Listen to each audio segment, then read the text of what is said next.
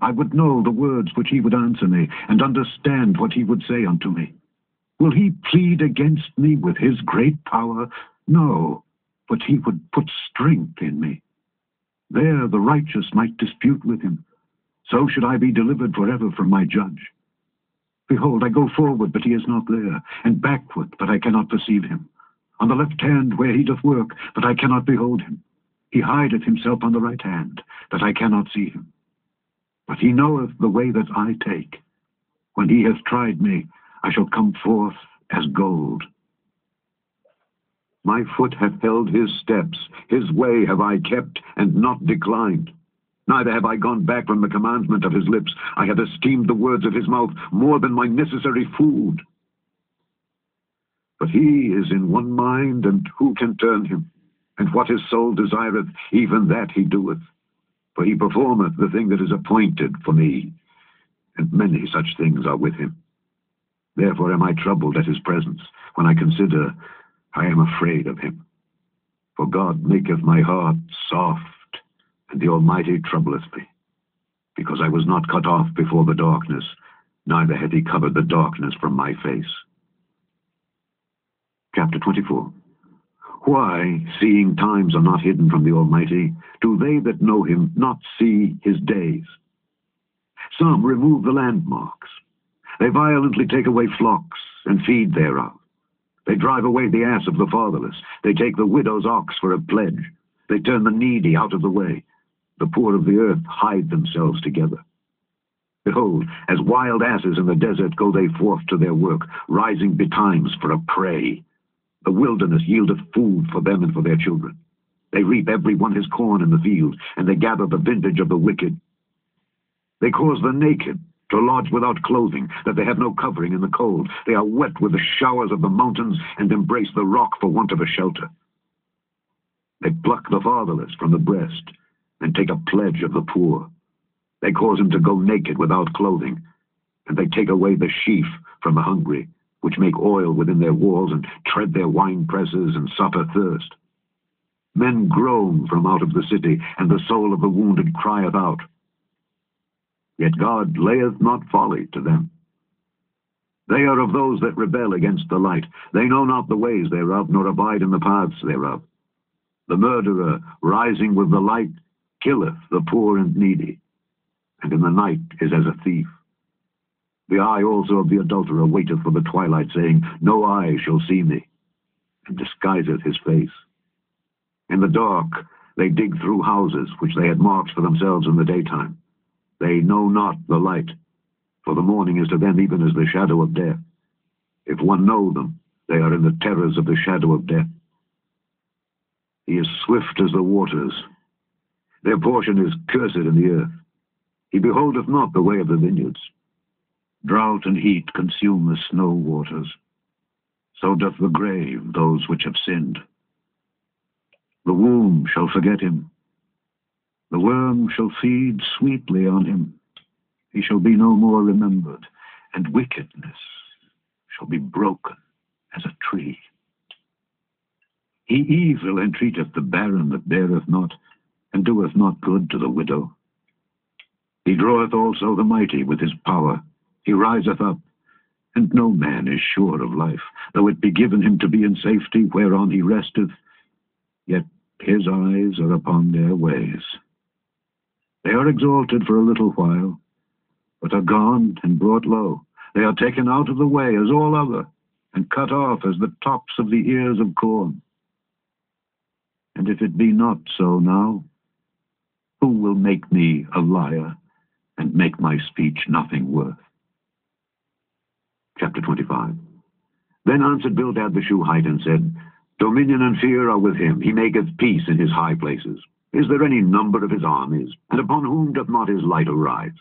How then can man be justified with God? Or how can he be clean that is born of a woman? Behold, even to the moon, and it shineth not. Yea, the stars are not pure in his sight. How much less man that is a worm, and the son of man, which is a worm? Chapter 26.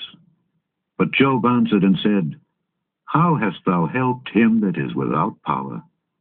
How savest thou the arm that hath no strength? How hast thou counseled him that hath no wisdom? And how hast thou plentifully declared the thing as it is? To whom hast thou uttered words, and whose spirit came from thee? Dead things are formed from under the waters, and the inhabitants thereof. Hell is naked before him, and destruction hath no covering. He stretcheth out the north over the empty place, and hangeth the earth upon nothing. He bindeth up the waters in his thick clouds, and the cloud is not rent under them. He holdeth back the face of his throne, and spreadeth his cloud upon it. He hath compassed the waters with bounds, until the day and night come to an end. The pillars of heaven tremble, and are astonished at his reproof. He divideth the sea with his power, and by his understanding he smiteth through the proud. By his spirit he hath garnished the heavens. His hand hath formed the crooked serpent.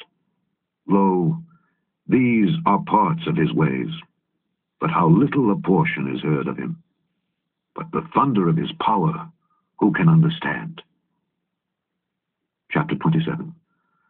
Moreover, Job continued his parable and said, As God liveth, who hath taken away my judgment, and the Almighty, who hath vexed my soul, all the while my breath is in me, and the Spirit of God is in my nostrils, my lips shall not speak wickedness, nor my tongue utter deceit. God forbid that I should justify you. Till I die, I will not remove mine integrity from me.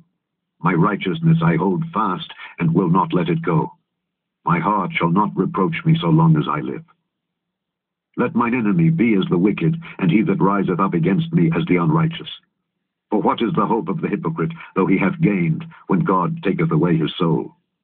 Will God hear his cry when trouble cometh upon him? Will he delight himself in the Almighty? Will he always call upon God? I will teach you by the hand of God. That which is with the Almighty will I not conceal. Behold, all ye yourselves have seen it. Why then are ye thus altogether vain? This is the portion of a wicked man with God, and the heritage of oppressors, which they shall receive of the Almighty. If his children be multiplied, it is for the sword, and his offspring shall not be satisfied with bread. Those that remain of him shall be buried in death, and his widows shall not weep. Though he heap up silver as the dust, and prepare raiment as the clay, he may prepare it, but the just shall put it on, and the innocent shall divide the silver. He buildeth his house as a moth, and as a booth that the keeper maketh. The rich man shall lie down, but he shall not be gathered. He openeth his eyes, and he is not. Terrors take hold on him as waters. A tempest stealeth him away in the night. The east wind carrieth him away, and he departeth, and as a storm hurleth him out of his place. For God shall cast upon him and not spare. He would fain flee out of his hand. Men shall clap their hands at him, and shall hiss him out of his place. Chapter 28.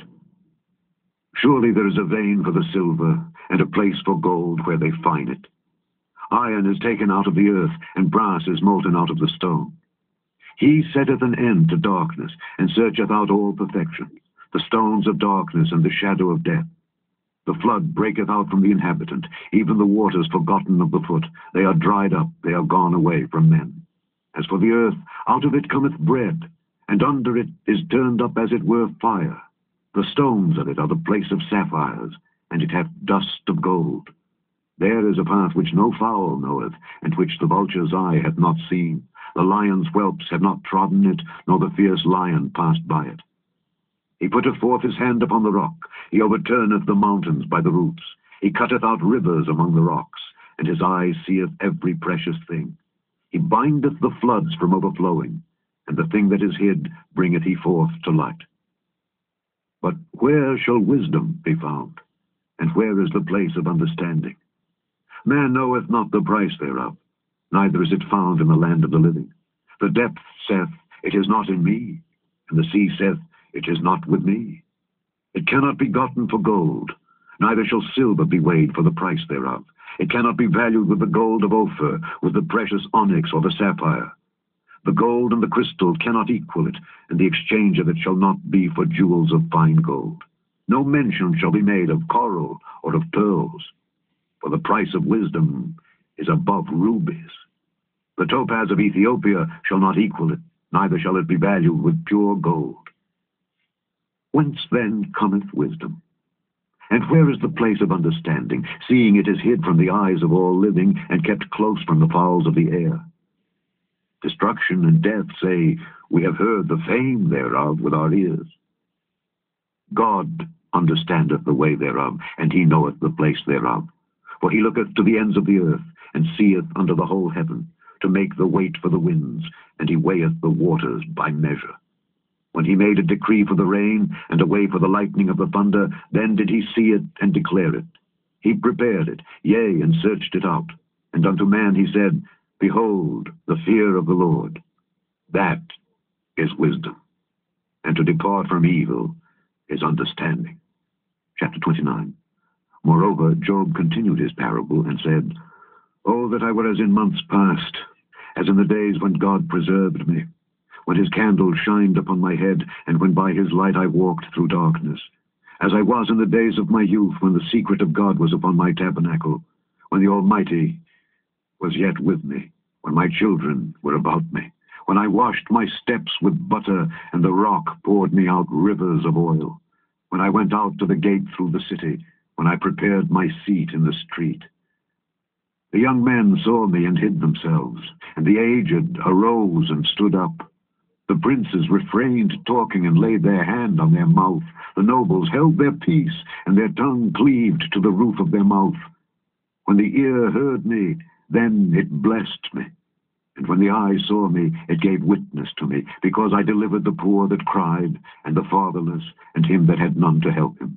The blessing of him that was ready to perish came upon me, and I caused the widow's heart to sing for joy. I put on righteousness, and it clothed me. My judgment was as a robe and a diadem. I was eyes to the blind, and feet was I to the lame. I was a father to the poor, and the cause which I knew not I searched out. And I brake the jaws of the wicked, and plucked the spoil out of his teeth. Then I said, I shall die in my nest, and I shall multiply my days as the sand.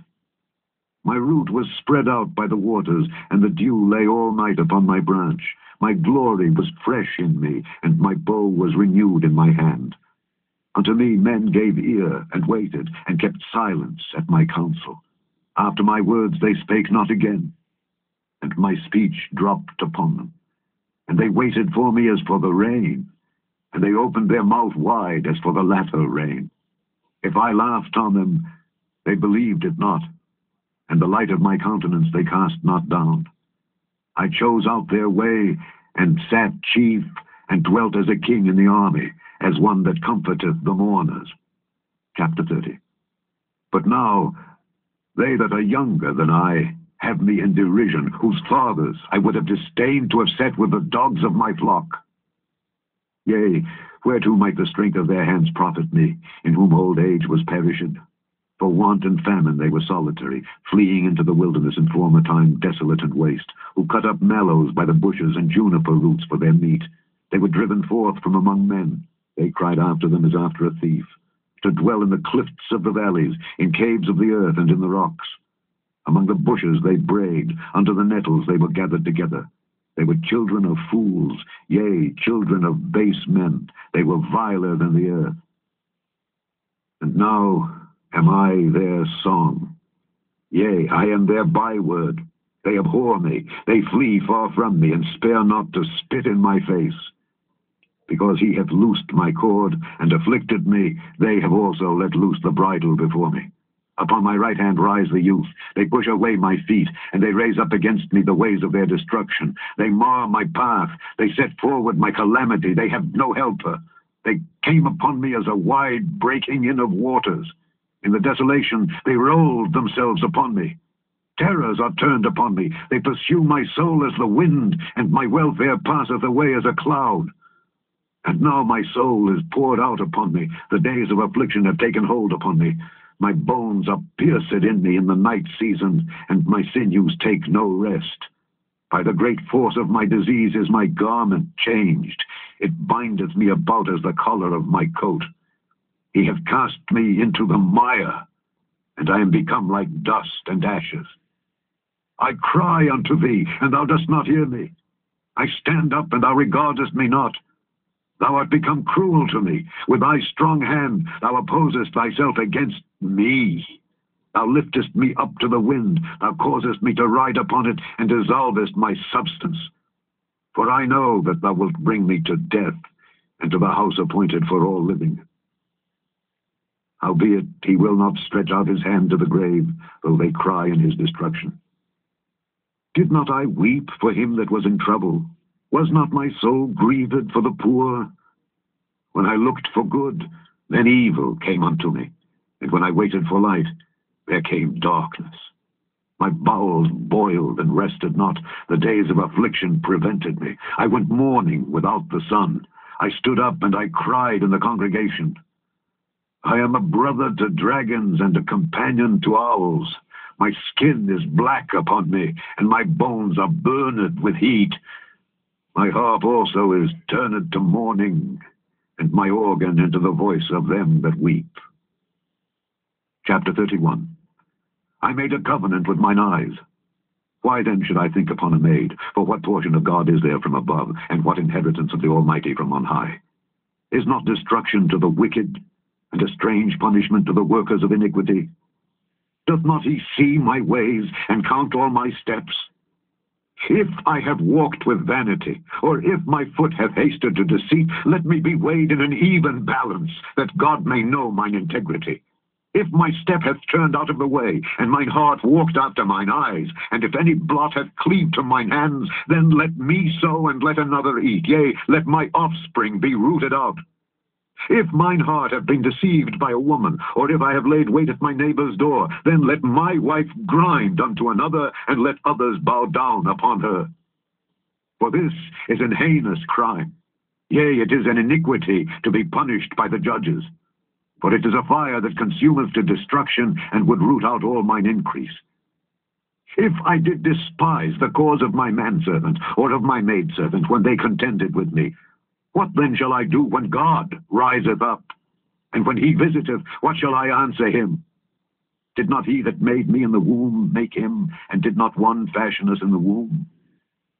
If I have withheld the poor from their desire, or have caused the eyes of the widow to fail, or have eaten my morsel myself alone, and the fatherless hath not eaten thereof, for from my youth he was brought up with me, as with a father, and I have guided her from my mother's womb.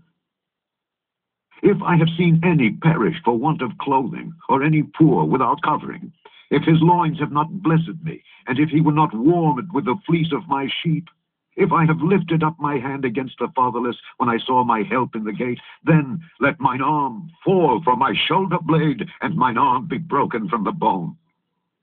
For destruction from God was a terror to me, and by reason of his highness I could not endure.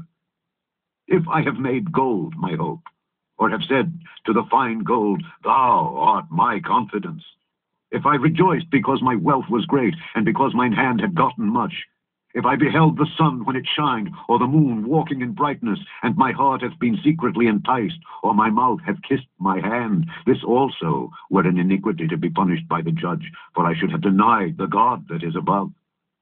If I rejoiced at the destruction of him that hated me, or lifted up myself when evil found him, neither have I suffered my mouth to sin by wishing a curse to his soul. If the men of my tabernacle said not, Oh, that we had of his flesh, we cannot be satisfied. The stranger did not lodge in the street, but I opened my doors to the traveler. If I covered my transgressions as Adam, by hiding mine iniquity in my bosom, did I fear a great multitude, or did the contempt of families terrify me, that I kept silence and went not out of the door? Oh, that one would hear me! Behold, my desire is that the Almighty would answer me, and that mine adversary had written a book. Surely I would take it upon my shoulder, and bind it as a crown to me. I would declare unto him a number of my steps. As a prince would I go near unto him. If my land cry against me, or that the furrows likewise thereof complain, if I have eaten the fruits thereof without money, or have caused the owners thereof to lose their life, let thistles grow instead of wheat, and cockle instead of barley. The words of Job are ended.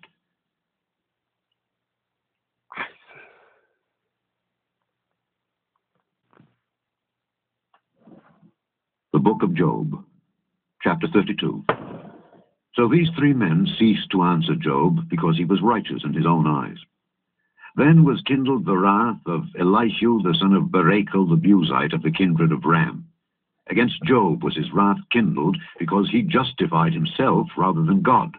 Also against his three friends was his wrath kindled, because they had found no answer, and yet had condemned Job. Now Elihu had waited till Job had spoken, because they were elder than he. When Elihu saw that there was no answer in the mouth of these three men, then his wrath was kindled. And Elihu the son of Barachel the Buzite answered and said, I am young, and ye are very old. Wherefore I was afraid, and durst not show you mine opinion. I said, days should speak, and multitude of years should teach wisdom. But there is a spirit in men, and the inspiration of the Almighty giveth them understanding. Great men are not always wise, neither do the aged understand judgment. Therefore I said, hearken to me, I also will show mine opinion. Behold, I waited for your words, I gave ear to your reasons, whilst ye searched out what to say. Yea, I attended unto you, and behold, there was none of you that convinced Job, or that answered his words. Lest ye should say, we have found out wisdom, God thrusteth him down, not man. Now he hath not directed his words against me, neither will I answer him with your speeches. They were amazed, they answered no more, they left off speaking. When I had waited, for they spake not, but stood still and answered no more, I said, I will answer also my part, I also will show mine opinion. For I am full of matter, the spirit within me constraineth me. Behold, my belly is as wine which hath no vent, it is ready to burst like new bottles. I will speak that I may be refreshed, I will open my lips and answer. Let me not, I pray you, accept any man's person, neither let me give flattering titles unto man, for I know not to give flattering titles. In so doing, my Maker would soon take me away. Chapter 33. Wherefore, Job, I pray thee, hear my speeches, and hearken to all my words. Behold now, I have opened my mouth, my tongue hath spoken in my mouth. My words shall be of the uprightness of my heart, and my lips shall utter knowledge clearly. The Spirit of God hath made me, and the breath of the Almighty hath given me life. If thou canst answer me, set thy words in order before me. Stand up. Behold, I am, according to thy wish, in God's stead. I also am formed out of the clay. Behold, my terror shall not make thee afraid, neither shall my hand be heavy upon thee. Surely thou hast spoken in mine hearing, and I have heard the voice of thy words, saying, I am clean without transgression, I am innocent, neither is there iniquity in me. Behold, he...